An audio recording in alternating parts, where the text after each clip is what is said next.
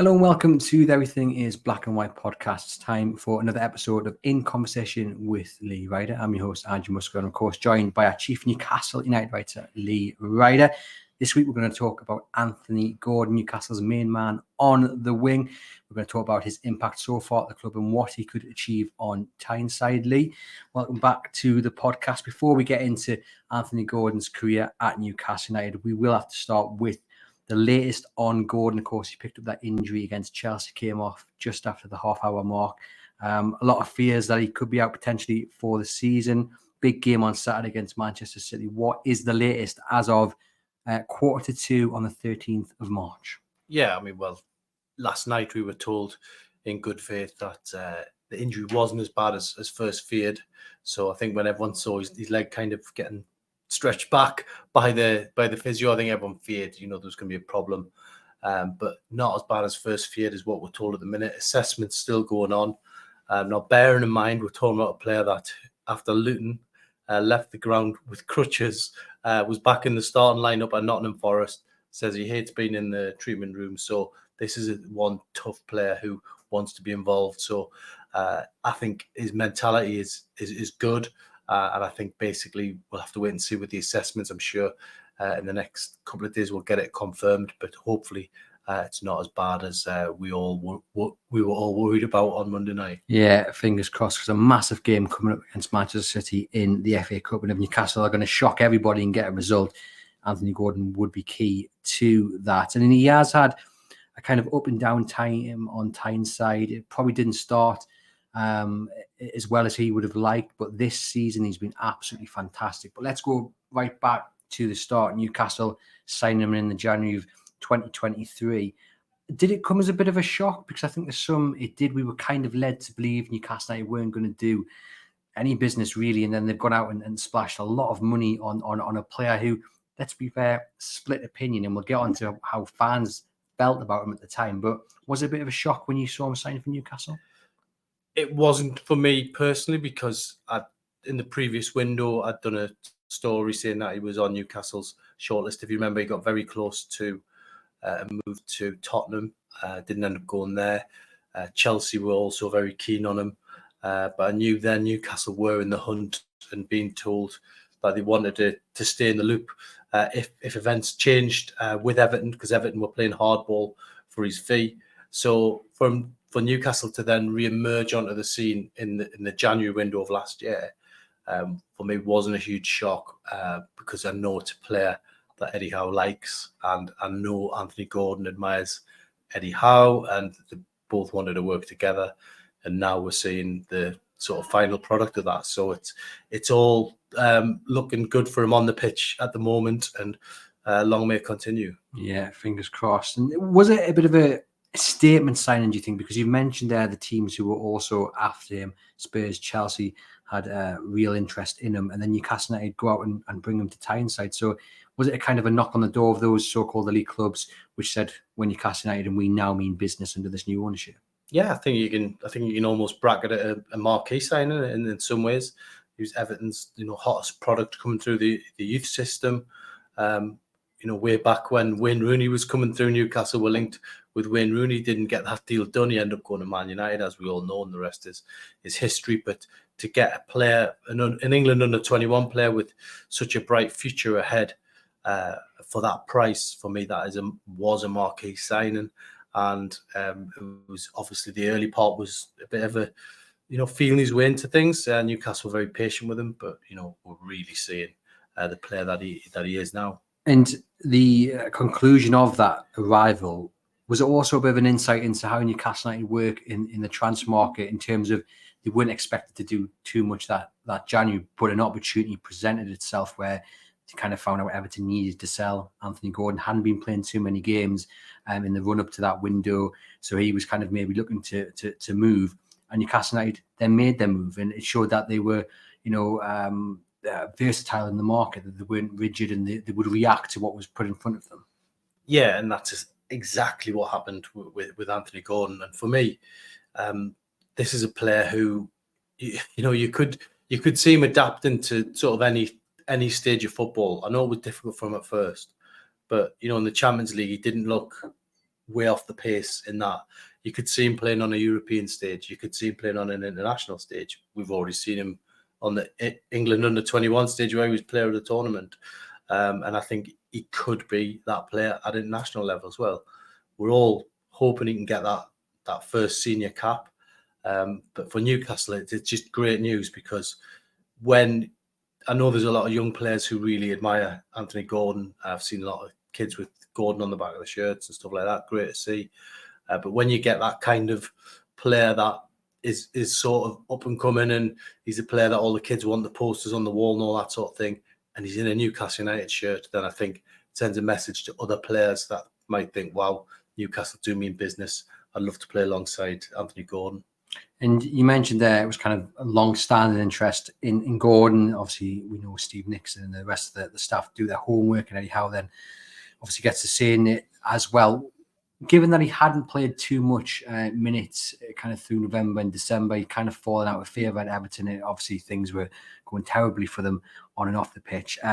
What do you think they saw in Gordon initially? And do you think they took a little bit of a leap of faith because they knew they were signing a player who, although he had ability, there were questions potentially over his character, and then potentially was he fit enough to make an instant impact because he hadn't played too many minutes? Yeah, it just shows you that you've got to be careful not to judge a player, especially in the Premier League, too early. I think early games for Gordon were tough. Maybe, adapting to playing at St James's Park or being around a new team, is going to take that a little bit of time, especially, remember, he's a young player as well. But really, once he got going, we've never seen any problems with temperament. I know there was the little incident at Brentford, and that was a big thing at the time, because you can look at it two ways. You can look at it as it's a bad reaction that he won't shake hands with the manager, but then you can look at it the other way, in that if he's smiling away getting substituted, that's not the type of player that you want in your squad. You want someone who's absolutely furious if they're being taken off. And, looking back on the incident, it was a heat of the moment thing. It was the great man management style of Eddie Howe.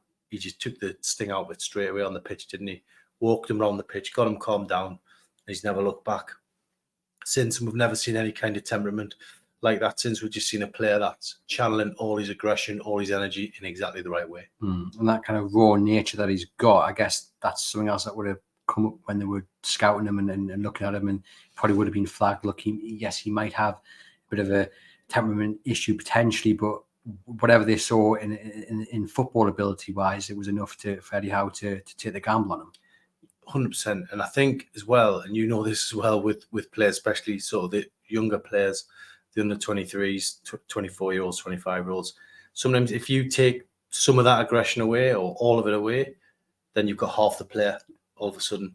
I think, was it Graham Souness who said you don't win a team full of James Milners? I think that was a harsh thing to say, but I think what he was trying to say was you do need a few more almost hot-headed players in, like Graham Souness himself was in his playing days. You do need that kind of fiery player on the pitch as well. I think Anthony Gordon is that. And look, he's been brilliant this season in terms of the way he's conducted himself on the pitch. I think he's taken on the responsibility. Callum Wilson being injured, Alexander Isak missing a lot of games, but he's took that. The one question mark I did have on Anthony Gordon was when he was filling in, I was thinking, is he going to be able to handle the pressure when he's going through the middle? And is he going to be able to bring Newcastle goals? Well, he's answered that question for me, because he's in double figures. Any player that gets in double figures, great stuff. So you can't really mark him down. I said the other day, Fabian Schär for me was probably a big candidate for player of the season, but Anthony Gordon as well would be right up there. If you had to keep them both happy and give them an award each, you'd probably give Schär the player of the season and Gordon the young player of the season. But you could quite easily say he was the first team player of the season as well so far. Yeah, he's probably carried Newcastle United through, especially the dark days of kind of November and December of this season. We'll get onto that in a brief moment. The reaction when he signed, Lee, there was it was split. Some people saying, well, why have they gone out and spent all that money on a winger when it's not a priority position? A lot of people felt that number 6 was maybe the place they needed to strengthen. A lot of people were bringing up the attitude problem. The reaction from some Everton fans were glad to see the back of him. I kind of think that was disingenuous, because actually I think they reacted badly because they knew they were losing it. A man who was going to be a real key element in keeping them up. But from a Newcastle United fan's point of view, it was definitely split. I always said, well, if Steve Nixon and Eddie Howe have done their homework and they want this player, that's good enough for me, because we know how much work goes into not just picking a player with ability, but the character side of things. If they think they can work with them, then you back them. But a lot of people weren't happy with the signing. They thought it was a massive gamble. Yeah, I think at the time Newcastle were linked with a lot of players, and maybe they didn't see him as a marquee player. What I've described him as. For me, I did, because he was that up and coming player.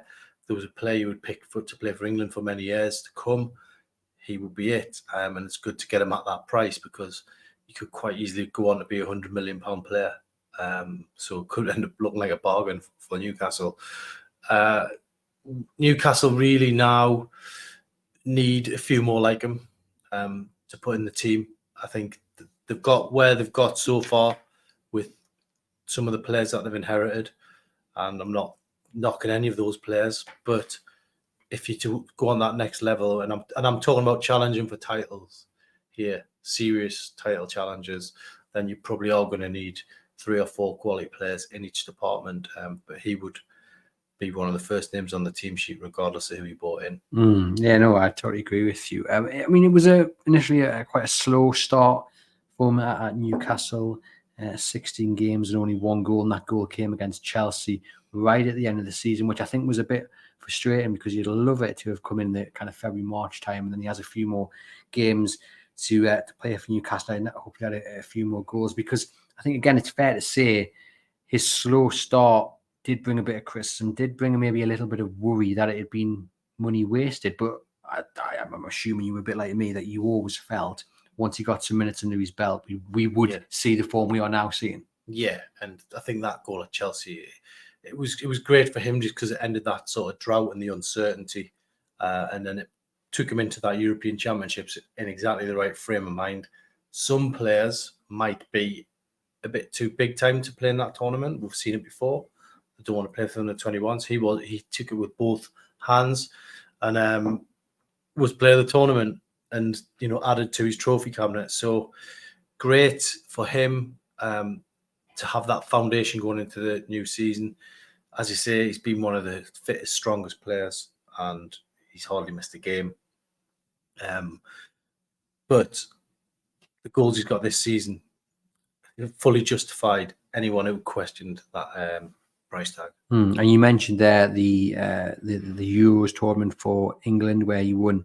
I think he was player of the tournament. He was in the team of the tournament as well, and that was so important for him, wasn't it? That he performed really well during that summer. It was important that he had that time to maybe get back to full fitness, and then he could go into the pre-season with Newcastle at a total different level. Because I don't know about you, but I'm slightly worried that if he hadn't had that tournament and he'd had a few weeks off, I'm not saying he wouldn't have gone and trained in the gym at some ridiculously expensive hotel while he's on holiday. But I think just having a constant stream of competitive football, that really benefited Newcastle for the start of this season.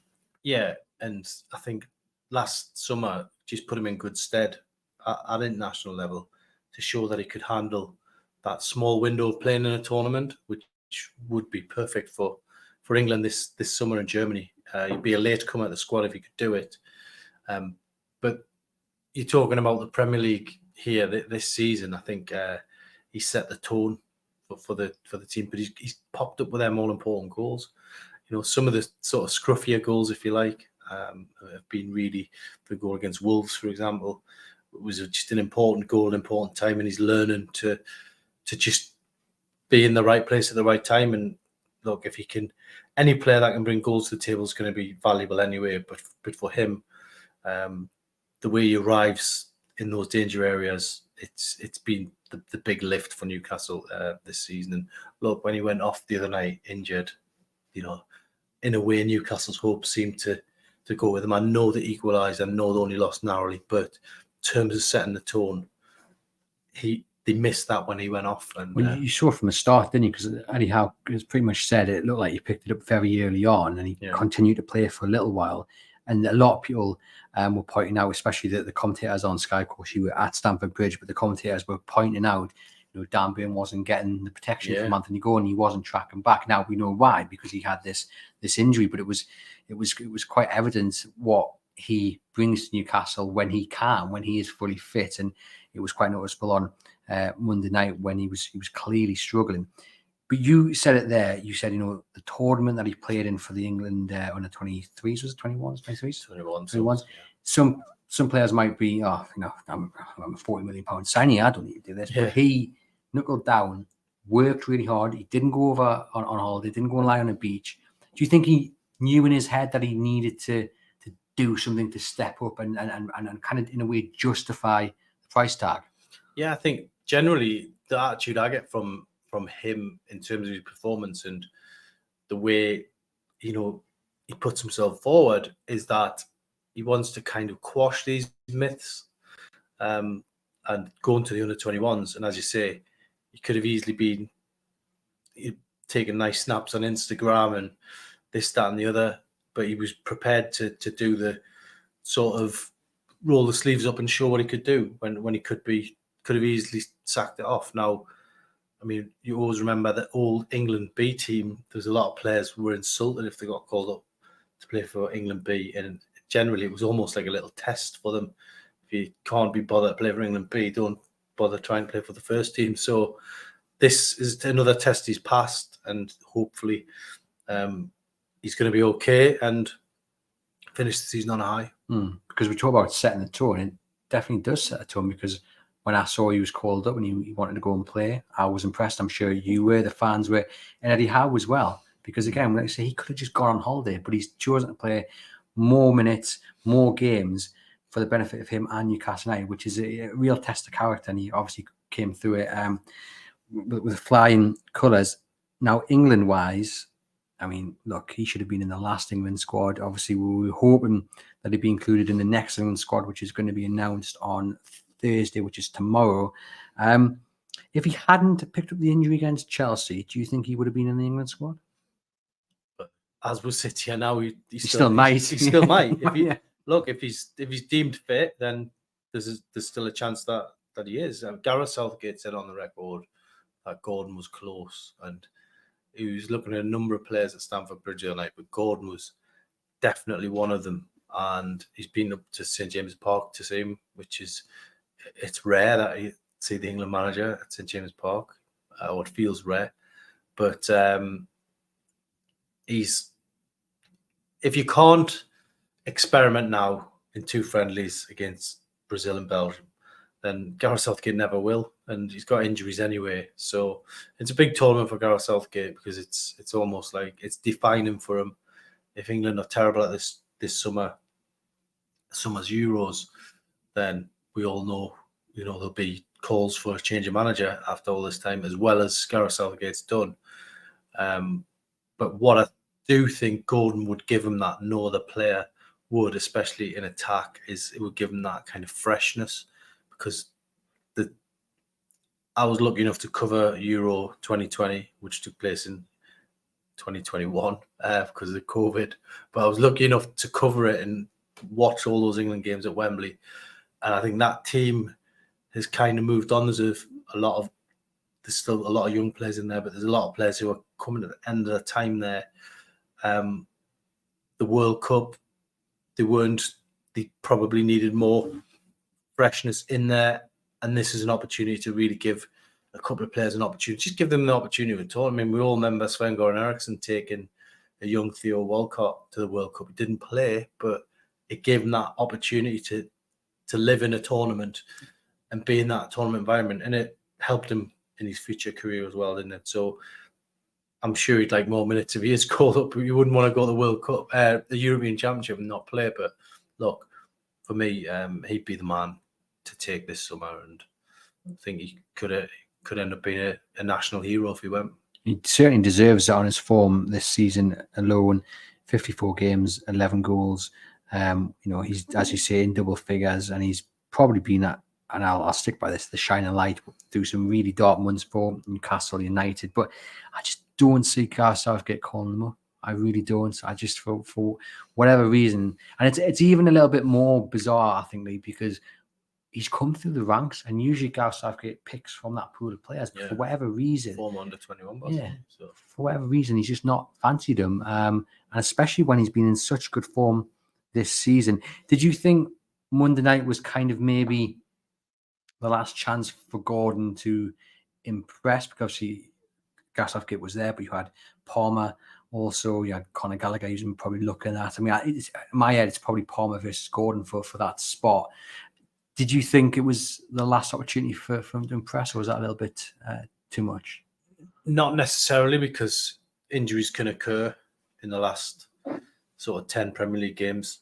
You know, you could get a spate of injuries of international players, and if he's close, then he would still be in the sort of shake-up. I think there will be another warm-up game before the Euros. So obviously we've got these. This is the last main window to stake a claim, but doesn't mean it's definitely the door is closed.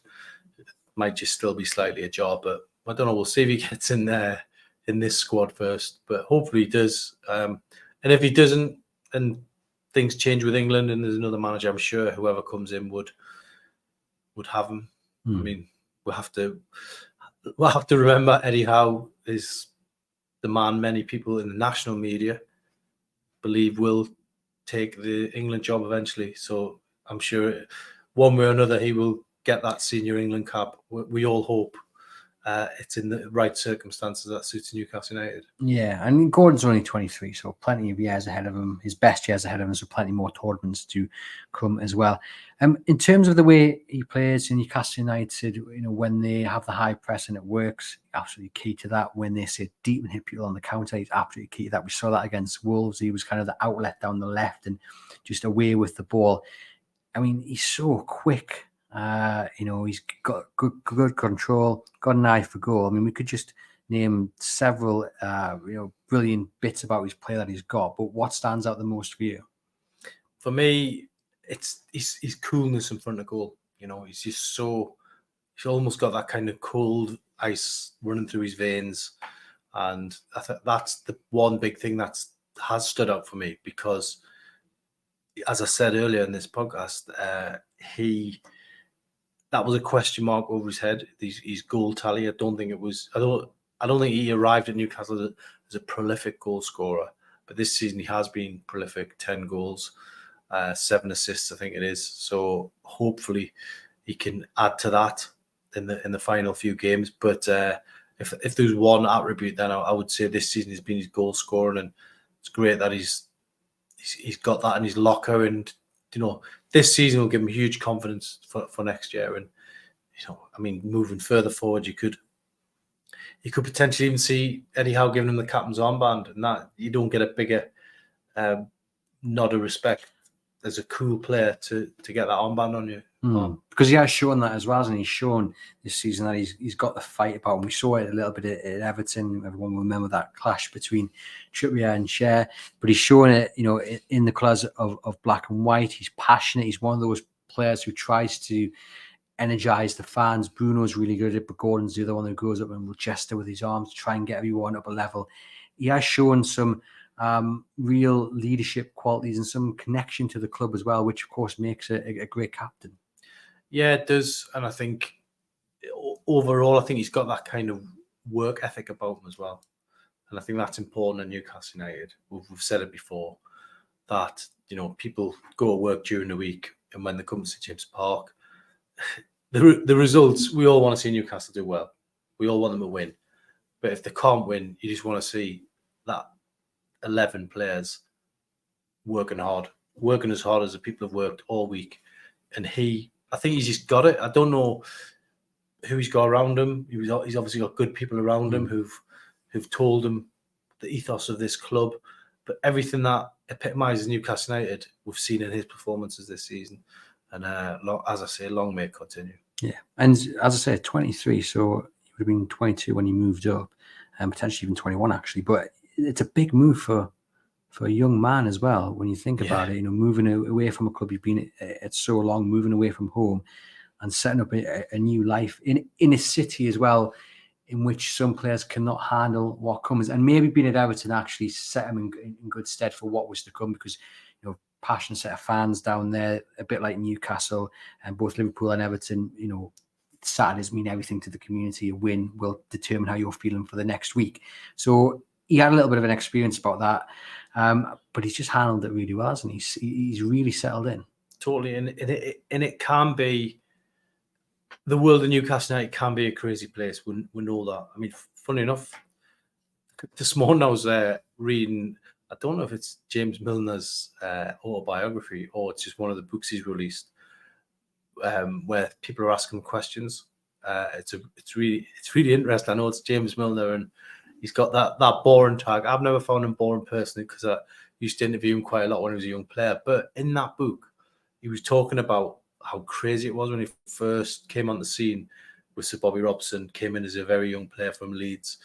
And he was talking about that game where Bowyer and Dyer had the fight. Stephen Taylor doesn't just get sent off.